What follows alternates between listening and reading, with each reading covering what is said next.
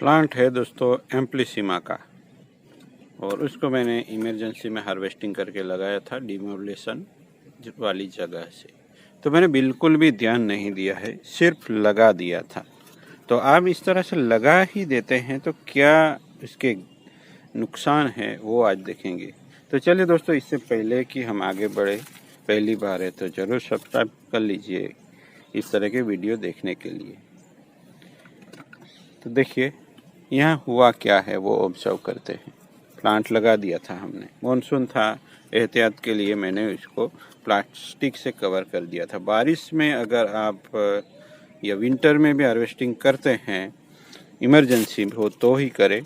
इस तरह प्लास्टिक से पूरा व्रैप कर देना होता है जिससे बाहर का पानी ना लगे इसे, तभी ये सर्वाइव होगा। तो जैसे बोनसाई में नीचे की ब्रांच दोस्तों मोटी होनी चाहिए, जबकि यहाँ छोटी रह गए हैं। क्यों? दूसरे प्लांट में ऐसा नहीं होता, क्योंकि मैं ऊपर की ब्रांचों को ट्रिम करता था। तो यहाँ मैंने ट्रिम नहीं किया तो उसका नुकसान हुआ है कि नीचे की ब्रांच ये पतली रह गई है। और जब इस तरह से मोटा कटिंग लगता है तो कैसी ब्रांचें निकल आती है वो भी देख लेते हैं आज। देखिए यहाँ ये जो ब्रांचें निकल आई है, ये इस तरह के शूट्स, ये प्लांट को घना दिखाते हैं केवल, ये काम के नहीं होते। अगर नीचे कोई इस तरह का स्प्राउटिंग नहीं है, ये पहले से था, तो यहाँ से स्प्राउटिंग होगी, वहाँ से कभी ब्रांच ना रखे। कहीं और से नहीं निकल रहा है तभी यहाँ इस टॉप वाले पोर्शन में कोई ब्रांच रखनी चाहिए, नहीं तो वो अच्छे से जल्दी से निकल जाती है, इसलिए उसको हेल्दी होने में थोड़ा वक्त लगता है। तो अब क्या कर रहा हूँ, मैं रिमूव कर रहा हूँ जो कि अनवांटेड ब्रांचें है वो।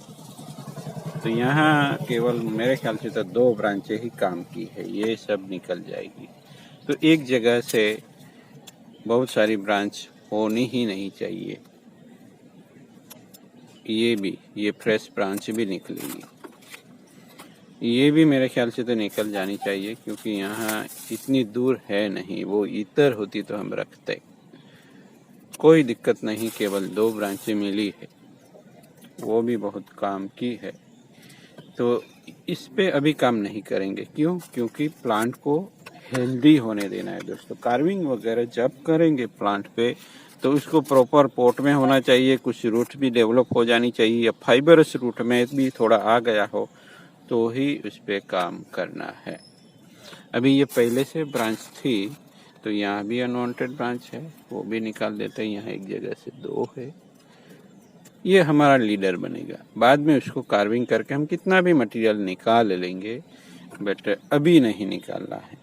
अब सवाल होगा कि आपका हार्वेस्टिंग बैग कैसा होता है। सिंपल है दोस्तों, फर्टिलाइज़र का बैग होता है, हमारे यहाँ खेतों में लाते हैं वो, DAP यूरिया वगैरह के बड़े बड़े, या सीमेंट का भी ले लीजिए कट्टा, चावल का कट्टा ले लीजिए, उसको काट लेना है और ये जितना साइज का उसका रूट शेप है उतना ले लेना है।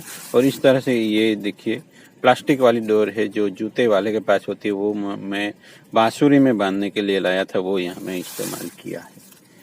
तो उसी से सिल दिया है। सब बड़ा सा एक आता है सिलने के लिए, सुई धागा, सुई बड़ी सुई मिलती है, वो सुई से मैंने धागा से ये सब सिल दिया है। अंदर मिट्टी भर के, पहले से मिट्टी ले लेनी है, अंदर प्लांट रखा, फिर सील करके फिर से मिट्टी पैक कर देनी है इधर उधर, तब बाद में इसको इसी बड़े प्लास्टिक से कवर कर लेना है अगर ऑफ सीजन है तो।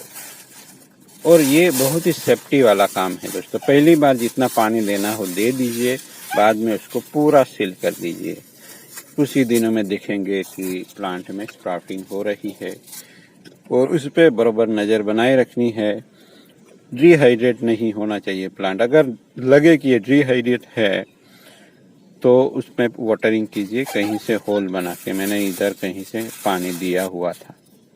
तो यहाँ बहुत पानी कम लगता है, और यहाँ कंट्रोल्ड एनवायरनमेंट मिलता है यहाँ नीचे, जिससे प्लांट जल्दी से अपने रूट्स को स्टिमुलेट करता है और रूटिंग होने लगती है। तो चलिए सिंपल, यहाँ हमें इसको प्राइमरी मूवमेंट दे देनी है तो मैं वायरिंग कर लूँगा। यहाँ केवल 2 ब्रांचें हैं तो दिक्कत होती है हम एंकर कहाँ करें, यानी अटैच कहाँ करें। तो ये रूट्स जब बड़ी होती है तो कोई दिक्कत नहीं है तो यहाँ से कर सकते हैं, बट है तो यहाँ से हमने कर लिया है। अब 45 डिग्री फॉलो करनी है, बट जिस पार्ट को बेंड नहीं करना है वहाँ कोई रूल्स नहीं, आगे जाके रूल्स लगने लगेंगे यहाँ से। अब सिंपल है, अब 45 डिग्री हो रही है।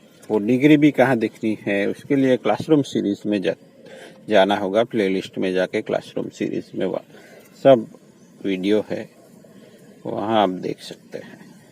अब यहाँ एंकर करना है तो यहाँ से ले लेंगे, और अगर आप बिगिनर है या कुछ सीखा नहीं है तो आप यहाँ से कोशिश करेंगे तो यहाँ उखड़ सकता है, तो हमें पीछे से लेना है। ये कुछ चीज़ें हैं जो एक्सपीरियंस से आती हैं दोस्तों। और इस सीजन में कोई नया काम नहीं करता, कोई ज़्यादातर आर्टिस्ट अभी शीत निंद्रा में ही होंगे, यानी ग्रोथ नहीं होता तो ज़्यादा वर्क नहीं होता, मेंटेन वगैरह ही करना है। बट यहाँ मैं सिखा रहा हूँ दोस्तों ऑफ सीजन में कौन से काम किए जा सकते हैं, ध्यान रखें। तो ऑफ सीजन में मैंने बिना ट्रिमिंग के इस तरह से हम प्राइमरी स्टाइल दे सकते हैं। जो हमने हार्वेस्टिंग किए हैं प्लांट्स, ऐसे प्लांट्स में हम इस तरह के काम कुछ कर सकते हैं इजीली।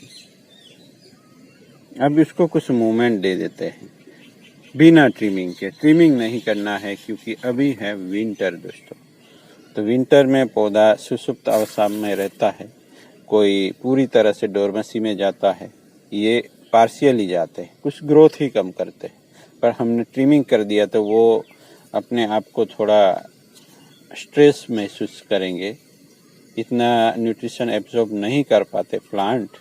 तो इस कंडीशन में होता क्या है कि कुछ ब्रांचें डायबैक की कंडीशन में आ जाती है, इसलिए उसको जैसे ग्रो हो रहा है ऐसे होने देना है, उसको उसके ग्रोथ पैटर्न को डिस्टर्ब नहीं करना है। अब यहाँ स्ट्रेट है चलेगा, तो नीचे से कुछ मूवमेंट है यहाँ, फिर यहाँ से इधर जाता है। तो फ्लो लाइन को थोड़ा समझना है, यहाँ हम कार्विंग भी करेंगे तो यहाँ ये फ्लो लाइन में आ जाएगा प्लांट, और यहाँ से जो मूवमेंट हमें चाहिए वो हम ले रहे हैं। और अभी जितनी मूवमेंट हो सकती है उतनी हम बना रहे हैं, बाद में फिर उसको थोड़ा कंप्रेस करेंगे। शुरुआत में अननेचुरल लग सकता है, बाद में ये अच्छा लगेगा। अब यहाँ भी एक चाहिए तो हम फिर से नीचे से एंकरिंग करके यहाँ ला सकते हैं, तो यहाँ बेंडिंग की कैपेसिटी, होल्डिंग कैपेसिटी वायर की और बढ़ जाती है, और उसको भी हम मूवमेंट दे देंगे पीछे के लिए। तो वायरिंग ऐसे ही नहीं किया जाता दोस्तों, ये सब बातें ध्यान में रखनी होती है, अपना दिमाग चलाना है। कुछ ये पत्ते निकाल सकते हैं, कुछ सभी नहीं निकाले। तो इस तरह से जुगाड़ से भी हम काम चला सकते हैं। रास्ते में आते हैं इसी जगह पे इस तरह का कुछ, तो उसको स्किप करना भी आना चाहिए। तो धीरे धीरे हम सीख रहे हैं दोस्तों। वायरिंग बेसिक प्रैक्टिस से ही आएगा, वायर नहीं है मंगवा लीजिए। अगर आपको दिक्कत हो रही है मिलने में तभी मंगवाइए, यहाँ मिल जाएंगे। एक केजी में 5 टाइप के डिफरेंट गेज में देता हूँ, जिससे आप किसी भी प्लांट को अच्छे से स्टाइल बना सकते हैं बिगिनर्स लेवल में। अगर आप एडवांस लेवल पे हैं तो आपको कुछ और ज़्यादा आवश्यकता हो सकती है। तो बिगिनर्स के लिए यहाँ मैं अरेंजमेंट करके देता हूँ कि 5 गेज जो देता हूँ छोटे से लेकर बड़े साइज में, कुछ बेंडिंग के लिए काम आएंगे, कुछ इस तरह वायरिंग के लिए काम आएंगे। छोटे बड़े 5 साइज दे देता हूँ, और अमाउंट भी इसी तरह से रहता है। जो मोटा है वो ज़्यादा होगा, छोटा है वो कम आएगा। तो इसी तरह से मैं बैलेंस करके देता हूँ। अब हमारा प्लांट भी बैलेंस देख सकते हैं आप, फ्लो लाइन के साथ नीचे से आया, ऊपर से मोड़ा, और इस तरह से एक ट्रायगोनल शेप आपको नज़र आना चाहिए। अगर आ जाता है तो आप कुछ सीख रहे हैं, ऐसा अपने आप को मान सकते हैं।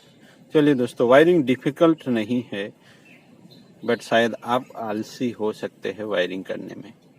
प्रैक्टिस कीजिए, आ जाएगा। Thank you for watching.